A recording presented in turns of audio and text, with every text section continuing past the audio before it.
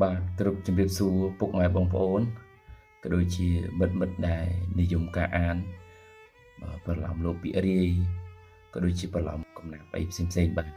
ថ្ងៃនេះខ្ញុំមានអត្ថបទកំណាព្យដែលដកស្រង់ចេញពីកូនសៀវភៅកំណាព្យចុងបិចខ្ញុំត្រង់ទំព័រទី43ដែលមានចំណងជើងថាគួរគិតជាតិឯងដែលមានអត្ថន័យដូចតទៅក្តាប់ដៃឲ្យមាំទ្រាំបំផុតខ្មែរកុំតក់ស្លុតទាំងប្រុសស្រីសង្ឃឹមដង្ហើមផ្ដើមថ្ងៃថ្មី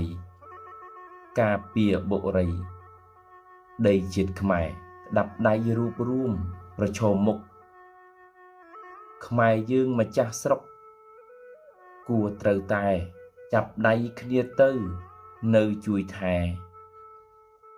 ក្នុងនាមជាខ្មែរឈ្មោះមានស្រាប់ជំរះឲ្យអស់មហិច្ឆតាអំណាចបាណាកាប់សម្លាប់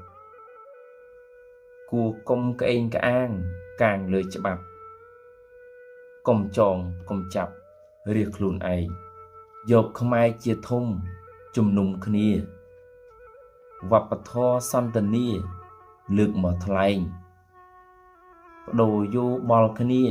កុំខែងរែងគួរគិតជាតិឯងជាធំផងបាទអរគុណបងប្អូនដែលបាន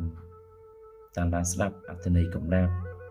ក្រុមចំណងជើងថាគួរគិតជាតិឯងសង្ឃឹមថាបងប្អូនយល់អ្វីដែលខ្ញុំកំពុងចែករំលែកបន្ទាប់ពីយល់ហើយសូមបងប្អូនចែករំលែកទៅកាន់ពុកម៉ែបងប្អូនដទៃទៀតសម្រាប់ធ្វើការពិចារណាទាំងអស់គ្នាបាទសូមអរគុណសូមជម្រាបលា